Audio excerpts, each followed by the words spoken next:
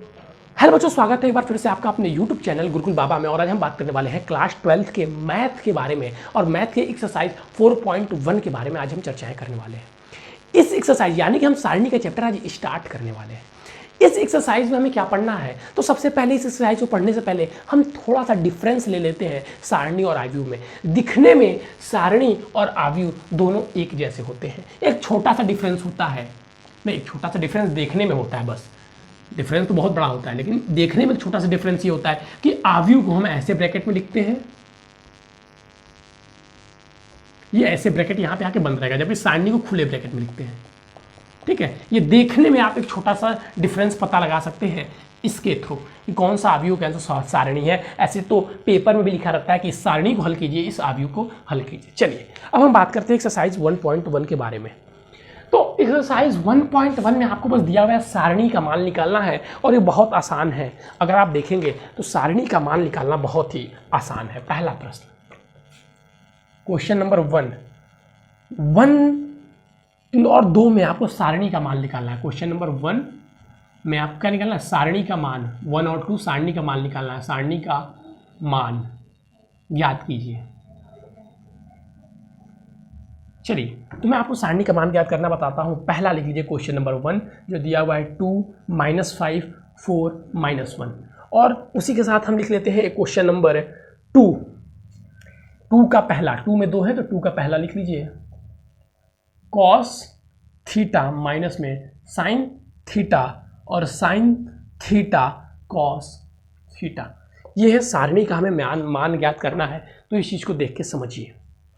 सारणी का हमें क्या करना है सर, मान ज्ञात करना है, बस यही प्रश्न बोला था उसमें, यही प्रश्न बोला था जी, बिल्कुल यही प्रश्न बोला था।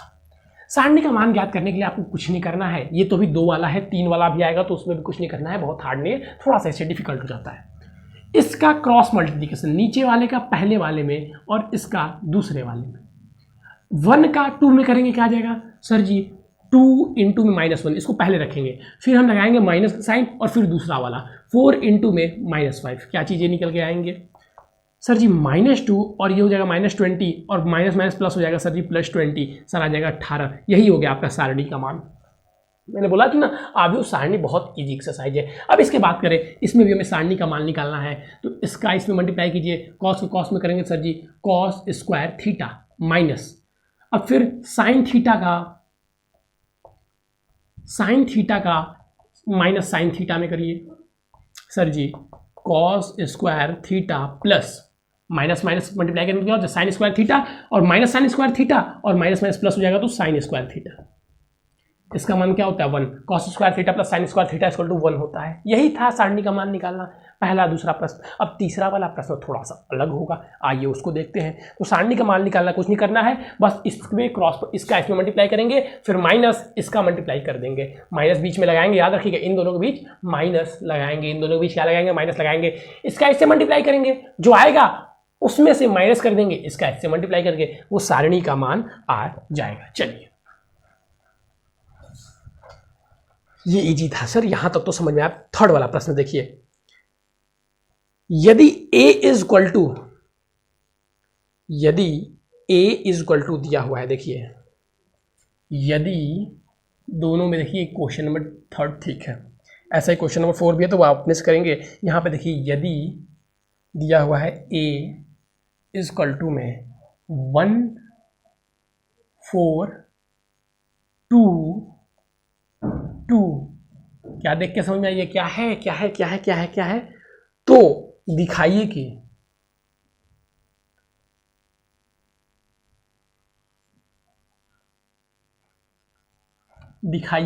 2a, यानी कि हमें इसे सारणी में कन्वर्ट करना है। 2a इज इक्वल टू, ये ब्रैकेट क्या डिनोट कर रहा है कि हमें सारणी में से कन्वर्ट करना होगा 4a, मतलब a को ही फिर सारणी में लिख देना है। तो हमें 2a, अब 2a को भी सारणी में लिखना है और a को भी, तो a को तो हम यहां से आराम से लिख पाएंगे एलएचएस में। तो पहले हम क्या कर लें, a निकाल लेते हैं। तो a तो दिया हुआ है तो पहले हम लोग आरएचएस निकाल लेते हैं, क्योंकि आरएचएस में बस a ही रखना है। तो आरएचएस इक्वल टू क्या हो जाएगा, दे रहा है 4 इंटू में a, तो अभी ये आव्यूह था लेकिन हम इसे सारणी में लिखेंगे 1 4 2 2। अब इसका मान निकाल लीजिए। तो कैसे मान निकाले सर जी? इसको ब्रैकेट के बाहर ही रहने दीजिए और इसका मल्टीप्लाई कीजिए। 2 का 1 में तो सर 1 और इसका मल्टीप्लाई करेंगे तो 8 का इसका मल्टीप्लाई करके 8 और माइनस हो जाएगा। तो ये चीज़ें क्या आ जाएंगी सर जी? -6। तो 4 × में -6 मल्टीप्लाई करेंगे क्या आ जाएगा? 6 से 12 -24 ये हमारा RHS आ गया। अब LHS हमारा कह रहा है, LHS में हमें पहले 2A निकालना होगा। तो LHS निकालने से पहले आइए हम यहाँ पे 2A निकाल लेते हैं। अब 2A का मतलब क्या है? A तो हमारा 2A निकालने का मतलब है कि 2 और इंटू में आव्यू 1 4 2 2। अब इसका सारणी बनाना है तो 2 का मल्टीप्लाई अंदर कर दीजिए। क्या हो जाएगा सर? 2 8 4 4, क्योंकि सारणी के सभी पदों में मल्टीप्लिकेशन हो जाता है। तो ये हमारा आ गया 2A। अब 2A को सारणी में कन्वर्ट कर दीजिए। तो 2 4 8 4। अब कह रहा है इसका मान निकालिए, तो मल्टीप्लाई कीजिए 8, इसका मल्टीप्लाई करेंगे सर जी 32, क्या आएगा? -24। तो हमने यहाँ पे क्या दिखा दिया कि जो LHS है ये इक्वल टू है RHS के। यही हमें सिद्ध करना था और ये हमने दिखा दिया।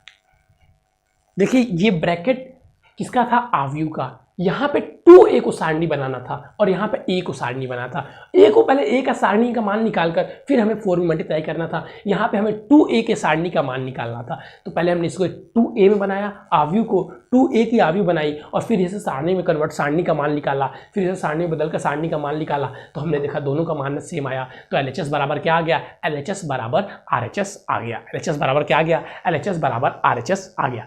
फोर्थ वाला क्वेश्चन भी सेम ऐसा ही दिखाना है। अब देखिए यहां तक मैं देखेंगे आपको भी लग रहा होगा बहुत इजी है।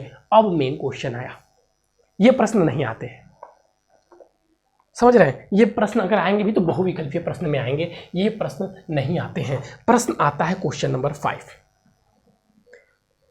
प्रश्न आता है क्वेश्चन नंबर 5 से 3 वाले से। 3 का मान निकालना और इसको ध्यान से समझना होगा आपको। क्वेश्चन नंबर 5 कह रहा है निम्नलिखित सारणी का मान ज्ञात कीजिए।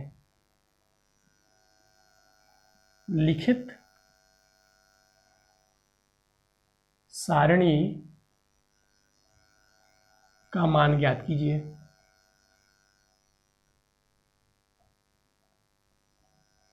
पहला वाला दिया हुआ है, इसको थोड़ा सा आपको ध्यान से समझना होगा। पहला नहीं दूसरा कीजिए, पहला वाला एकदम ईजी है, पहला वाला आप खुद से कीजिएगा।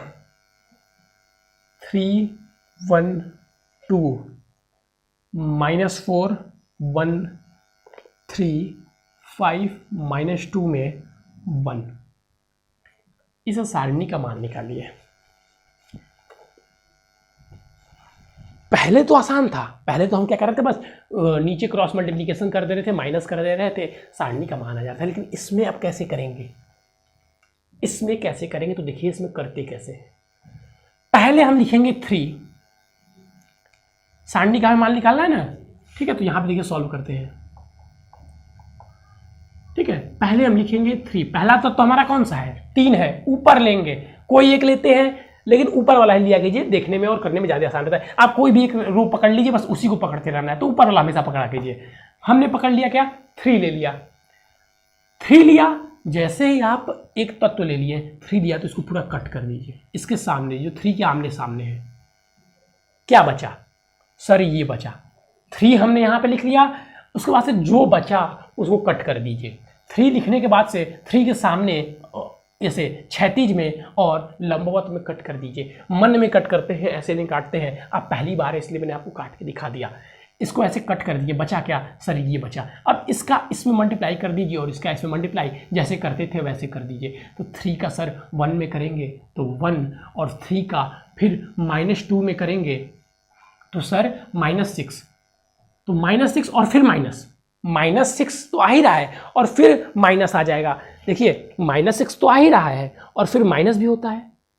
-6 तो सर आ ही रहा है, चीज़ों को ध्यान समझिए भाई। -6 तो जो आना था वो तो आ ही रहा है, लेकिन फिर यहाँ पर क्या हो जाएगा? -2 का मल्टीप्लाई कीजिए 3 में, -6 और ये माइनस पहले से था, क्या हो जाएगा? +6। एक तत्व हमने लिखा। आगे दूसरे तत्व में हम जैसे ही जाएंगे, दूसरे तत्व में जाने से पहले ही हम क्या लगा लेंगे? माइनस। दूसरे पंक्ति का देखिए पहला प्लस होता है माइनस फिर प्लस, 3 ही का आता है, ये हाईएस्ट 3 का आता है। तो पहला प्लस हमने लिखा और ऐसा नहीं कि ये माइनस होता है, यहाँ से आप माइनस हटा दीजिए। इसको आप सॉल्व भी करना चाहते हैं, यहाँ पे माइनस हट भी सकता है, लेकिन हम यहाँ पे हमेशा माइनस लिखेंगे, यहाँ आप माइनस रहे या ना रहे, लेकिन इस क्वेश्चन में है। ठीक है, तो हमने पहले ये किया।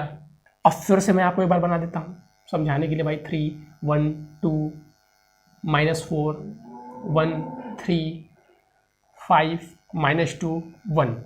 अब यहां से हमने दूसरे तत्व को पिकअप किया, एक ही रो में जाएंगे, ऊपर नीचे रही, हमने दूसरे तत्व को पिकअप किया। तो ये सर है -4, तो यहां पे लिख दीजिए -4। अब इसके क्षैतिज और लंबवत कट कर दीजिए सामने सामने वाले। अब क्या बचा सर जी, इधर 1 2 बचा और इधर 1 -2 बचा। अब इसका इसमें मल्टीप्लाई कर दीजिए और इसका इसमें मल्टीप्लाई कर दीजिए, तो सर जी आ जाएगा 1 का 1 में करेंगे 1 और फिर -4, और पहले यहाँ माइनस था ही, फिर 2 का इसमें करेंगे तो क्या आएगा -4, तो ये हो जाएगा सर जी +4। फिर प्लस लिख देंगे क्योंकि तीसरा वाला टर्म प्लस में। फिर क्या करेंगे सर, फिर वही प्रोसेस 3 1 2 -4 1 3 5 -2 1। इसमें पहले हम क्या लिखेंगे, 5 लिख लीजिए, ये जो तीसरा तत्व था लिख लीजिए, और इसके लंबवत और क्षैतिज कट कर दीजिए, जो बचा उसे लिख दीजिए। 3 1 जा 3 और 2 1 जा 2, तो सर जी 3 फिर माइनस में 2, 3 और फिर माइनस में 2। अब बस जो आएगा वो आपका सारणी हो गया। तो सर जी 7 × 3 21, और माइनस में ये -4 था प्लस हो गया, और फिर 5 और 20 हो जाएगा, और फिर इसका करेंगे तो 1 और 1 × 5 तो 5, तो ये सर हो जाएगा हमारा 46 आंसर। ये हमारे सारणी का हल जो हो जाएगा वो 46 हो जाएगा। ये समझना आपको बहुत ज़रूरी है, और मैंने इसीलिए देखिए तीनों तत्व को बार बार कट करके समझाया है। मुझे उम्मीद है कि चीज़ें आपको समझ में आ गई होंगी। अभी मैं एक और प्रश्न आपके सामने करके दिखाता हूँ, 3 वाला ही बच्चों आता है, और 3 वाला आपको एकदम अच्छे तरीके से आना चाहिए। 3 वाला ही आता है और 3 वाला आपको अच्छे तरीके से आता है। क्वेश्चन नंबर 6 लिख लीजिए, इसमें भी सारणी का ही मान निकालना है। देखिए बहुत ईजी, हार्ड नहीं हो, मैंने आपको कट करके दिखाया ना, अब मन में ही काट लेते हैं हम लोग। देखिए जैसे मैं यहाँ पे कट करूंगा, a = दिया हुआ है, हमें a निकालना है। ठीक है, कभी कभी a करके दिया हुआ बोला है a निकालना है, तो हम डायरेक्ट सारणी लिखते हैं। क्या आ जाएगा 1, ये हटाओ ना, a सारणी का मान निकालना है। 1 2 5 6 वाला है, 1 2 5 1 1 2 3 9। निकालो सारणी का मान सर। सॉल्व 1 लेंगे, 1 ले लिए, 1 के बाद से क्या करना है, ब्रैकेट बना देना है। ये कट बचा क्या है, ये दोनों सर बचेंगे, तो 9 1 जा 9 और -4 3 जा 12। सर फिर दूसरा वाला तत्व लेना है, तो लिए और माइनस में लेना है। ये प्लस होगा, ये माइनस होगा और ये प्लस होगा, तो सर जी माइनस में, और दूसरा वाला तत्व 1 है, 1 ले लिए। अब सर ये कट हो जाएगा और ये कट हो जाएगा, तो 9 2 जा, मैंने पूछा 18, फिर माइनस, और फिर 5 3 जा सर जी 15। फिर सर प्लस करके तीसरा वाला तत्व लेना है जो कि 2 है, ले लिए। फिर सर ये कट और ये कट, बचा क्या सर जी 4 2 जा 8 और 5 × 5, तो सर 8 - 5 हो गया सारणी का हल। करेंगे तो क्या आ जाएगा चीज़ें सर, -3 इसका मल्टीप्लाई करेंगे तो क्या आएगा 3 आएगा, और फिर 3 करेंगे मल्टीप्लाई करेंगे तो -1 -3। फिर इसका मल्टीप्लाई करेंगे तो क्या आ जाएगा सर जी 3 आएगा, और ये 6 आ जाएगा +6। ये चीज़ें क्या आ जाएंगी सर, -6 + 6 क्या आ जाएगा 0 आंसर। यही सारणी का मान था। बहुत डिफिकल्ट है बच्चा, क्या मैं पूछ रहा हूँ बहुत ही डिफिकल्ट है, बहुत ही डिफिकल्ट है? नहीं सर डिफिकल्ट नहीं है। इस पूरे एक्सरसाइज में सारणी का मान ही निकालना था, और एक प्रश्न जो अलग दिया हुआ है वो मैं आपको करके बता रहा हूँ, और 8 प्रश्न ही है, इसमें से अधिक प्रश्न तो मैंने बता दिए। क्वेश्चन नंबर 6 था, इसको अब लिख लीजिए। अब क्वेश्चन नंबर 7 की ओर मैं चलता हूँ। क्वेश्चन नंबर 8 बिल्कुल 7 की तरह ही है। क्वेश्चन नंबर 7 पे ध्यान दीजिएगा। कह रहा है x का मान ज्ञात कीजिए। x का मान ज्ञात कीजिए। देखिए यहां पे जो मैंने आपको डिफरेंस बताया ना, ज्ञात कीजिए, सारणी और आव्यूह में यहां पे आपको काम देगा। पहला 2 5 4 1 इसका दोनों पार्ट में करवा दे रहा हूं। 2x 4 6x और दूसरा वाला यहां पे है 2 4 3 5 और x 2x 3 5। चीजें देखिएगा, थोड़ा सा ध्यान दीजिएगा। अगर ये आव्यूह रहता तो 1x के बराबर होता, क्योंकि आव्यूह, अगर दो आव्यूह आपस में बराबर है, लेकिन हमें कैसे पता कि ये आव्यूह नहीं है? लाइन से। अगर ये आव्यूह रहता तो x की वैल्यू क्या आ जाती? 1 आ जाती। अब जो बच्चे के ब्रैकेट को ध्यान नहीं देंगे वो आव्यूह समझ लेंगे, वो लिख देंगे x = 1 और x = 1 और उनका सॉल्यूशन हो गया। वो लिख देंगे x = 1, उनका सॉल्यूशन हो गया। लेकिन ये आव्यूह नहीं है बच्चा, ये क्या है? सारणी है। अगर दो आव्यूह इक्वल है तो उनके समान क्रम में आने वाले तत्व एक दूसरे के बराबर होते हैं, लेकिन सारणी में ऐसा कुछ नहीं होता है। सारणी में अगर दो सारणी बराबर है, इसका मतलब ये होता है कि उस सारणी का मान बराबर है। उसमें क्या होता था? उसी स्थान वाले तत्व एक दूसरे के बराबर होते हैं, लेकिन अगर सारणी बराबर है तो सारणी का मान बराबर है, अर्थात हमें पहले सारणी का मान निकालना पड़ेगा। तो कैसे करेंगे? देखिए, इसको x का मान कैसे निकालेंगे हम लोग, ध्यान दीजिएगा। 2 × 1 सर 2 हो जाएगा। आप क्या बच्चों को मल्टीप्लाई करें? 2 × 1 2 और फिर माइनस में क्या हो जाएगा? 20। 4 5 जा 20 इक्वल टू क्या हो जाएगा? इसको सॉल्व कीजिए सर। 2x², इसको करेंगे तो सर माइनस में 24। सर हल कीजिए, हल करेंगे तो चीज़ें सारी इधर लेके आ जाइए। 2x² को एक साइड रख लीजिए और 24 इधर लाएंगे तो प्लस में आ जाएगा, तो हो जाएगा ये क्या? 24 और 20 मिलकर हो जाएगा यहाँ पे 6 बच जाएगा। फिर सर x² = 6 और अपॉन में 2 कर दीजिए तो 3 आ जाएगा। तो सर जी x = √3 हो जाएगा।